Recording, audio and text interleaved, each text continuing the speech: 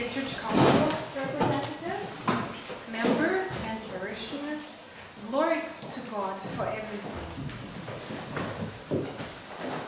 Sunday school, a few words about Sunday school. Sunday school continues to function regularly every year from October to June, up to July. We have 4 groups right now. One group is preschoolers.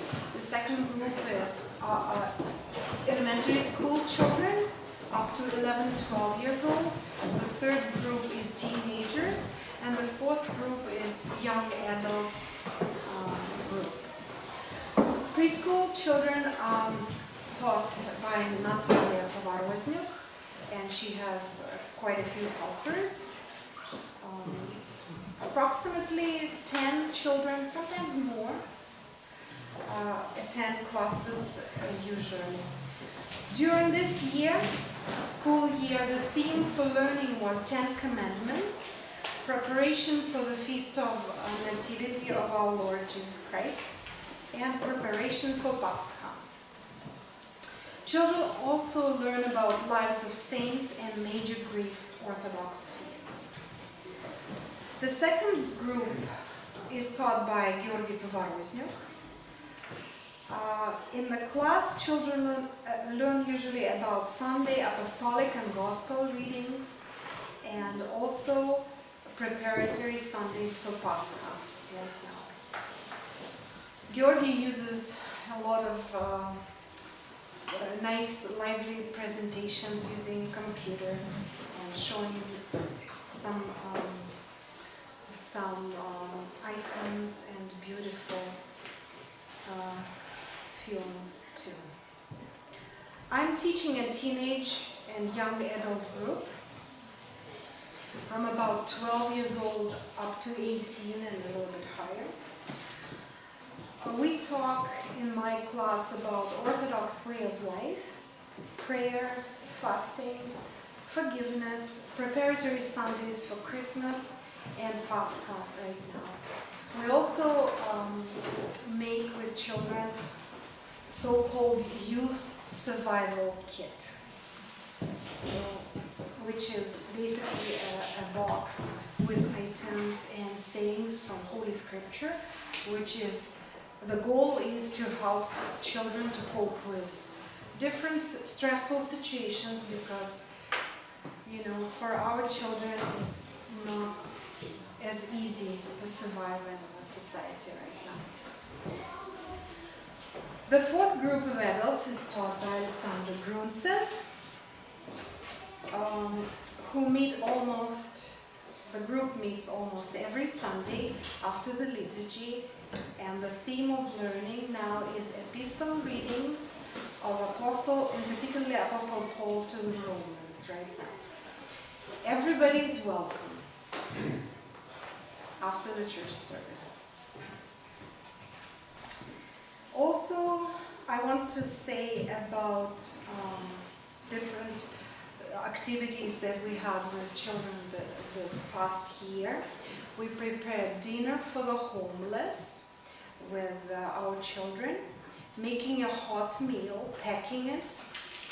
We also baked cookies and decorated them, and mostly we took it to Hastings Street and delivered it to the homeless, and we also took food to our elderly parishioners for Christmas. So that was an activity project with children. Gratitude is expressed to all the teachers and helpers for their hard work, because it takes hours of preparation, thinking, finding activities, not just theory, because children cannot listen for 1 hour. They have to do something. And so that takes time to prepare. And thank you to all of you for your continuous support and enthusiasm to do this kind of work for our young generation. May God bless us all. I'd like to ask you to close for this great effort.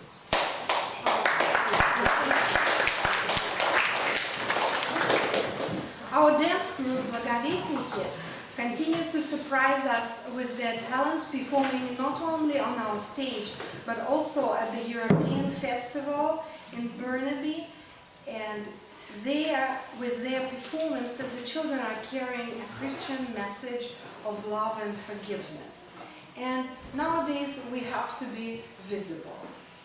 People have to know we're Orthodox Christian, and we have to go so people can see us and bring the message. And especially if you remember the dance, which was with a cross, and that was very powerful. A lot of people were moved, and it brought them to tears. Special gratitude goes to choreographer Oksana Petrova Mackenzie for her volunteer work in preparing dance parts, finding music, practicing with children, decorating costumes and stage props. Thank you also to Natalia Sudakova for rehearsing with children and writing scripts. And not only that, believe me. Thank you also to Marina Gretskaya for designing and sewing costumes, choosing fabric with Oksana, buying fabric, adjusting, embroidering. Thank you, all dear ladies, from the bottom of our hearts. We appreciate the work of parents and children. Thank you for your involvement. Thank you also to Georgi Povaroznik, Misha Popovich, Lev Gretsky, Vladimir and Ina Gavrilov as gift sponsors. Thank you so much for your work. And Geno Ovdak, certainly. Geno Ovdak, he never refuses if we ask, please build us a wooden shoe, please build us. He's always there. Thank you so much. Thank you to Evgenia Levina, who taught children to sing, and many, many others who prepared the stage for concerts, musical equipment, and also cleanups. Forgive me if I forgot somebody. It's hard to remember maybe everybody, but your work is known to God. Thank you, parents and parishioners, for participating and supporting fundraising lunches. It's very important to support our children in their activities and to stay connected to each other. Last year, there were also a couple of field trips organized by some volunteer parents. We went to theaters with our children and watched a Christmas show, as well as listened to the opera Eugene Onegin by Tchaikovsky at UBC. And now a few words about pre-marriage counseling. Last year I started officially pre-marriage counseling, and I worked with 3 couples, having 8 sessions, which each session lasts about 2 hours, an hour and a half. So in my opinion, these talks are of huge importance because people usually put a lot of efforts for preparing for one wedding day, but they forget to prepare for life, what comes after. But it's more important to prepare for life after than just for one day. So we see the world, we see our world, it's in crisis, the society in crisis, everything is in crisis. And how do we survive? Because this crisis affects also family and marriage. So the goal of our counseling is to prepare Orthodox Christian couple for mutual life, aiming for eternity. It's not only for earthly life, but for eternity. This is our Orthodox vision. The talks were about how to resolve conflicts. We practiced actual strategies. How to listen to each other, very hard. It's the hardest to listen to each other. Have to know this active listening the right way. We discussed financial, everyday issues, how to deal with finances. Of course, we talked about the vital importance of prayer together. the importance of church and family life, and certainly explanation, preparation for prayer during the sacrament of holy matrimony. That's also very important to know what's going on, what's happening. And actually, in one of the books I read, people, the young couple, have to pray during the wedding, and how they pray affects their whole life, how they pray during the sacrament. So basically this is the things we do now, so you would know. And now I will say a few words about Orthodox camp. It took place last July on Vancouver Island. There were about 12 children from our church and over 10 adults, parents, volunteers representing our parish. Some of us worked in the kitchen, some were counseling, some had teaching workshops. It was a positive experience and memorable time for everyone. Last year, Father Justin Hewlett, Irina Gruntsova, myself and others, we were working on camp constitution and camp society structure to make sure it was safe for everybody. Unfortunately, this year the camp will have to miss it. Actually, the camp happened for 14 years, if I'm not mistaken.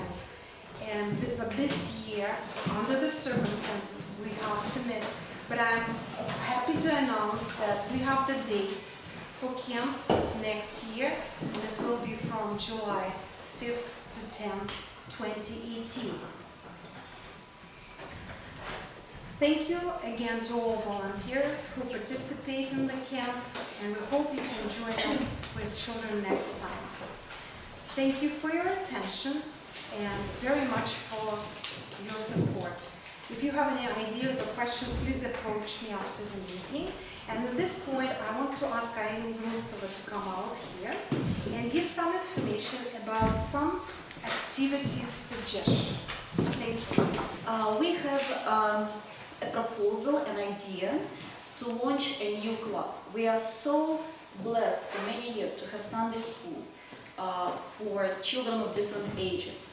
But now we're thinking about having our teenagers, our youth, opportunity to communicate on a regular basis, because it's the idea coming from the camp, so that they like to meet with each other, to talk with each other, to see other Orthodox Christians. So why don't we organize outdoorish hiking club?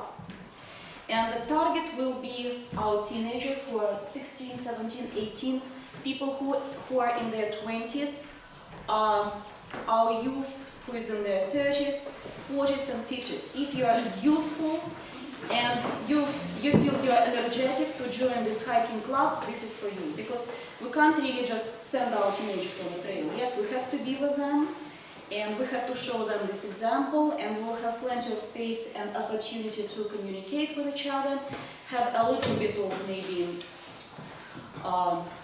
potluck small lunch right after. And you know what, in our parish we have really talented people who are experts in hiking and outdoors, and thank you very much for Pavel Sorokin, Dmitry Ushmarov for offering their help. And please come up to Matushka, Elena, or myself if you want to give some suggestions and ideas. And we really don't want, if you agree, we don't want to postpone it until like autumn. We would like to start right after Easter.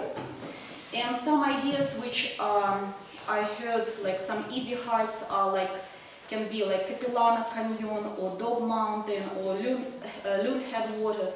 And the day we're thinking is it could be like once a month for now, like Saturday morning. We can start like 10 and finish no later than 2 o'clock, so that you are free, like nice and early, or 9 o'clock in the morning. It depends. So basically maybe after, if we all agree, so let's have a small committee and meet and discuss some options. Like, but most important for us, and just to hear like what you are thinking about it. Like, do you like this proposal? And it can be once a month. if people really like it to be once in 3 weeks, or if the weather, if we have like the weather is incremental, like once in 2 months. But it's important to start. If it's a successful idea, we can even invite our friends from other parishes, like from Father Justin, to join our group. So yeah, that's it. Maybe you have some questions. Thank you for the extension of the culture and education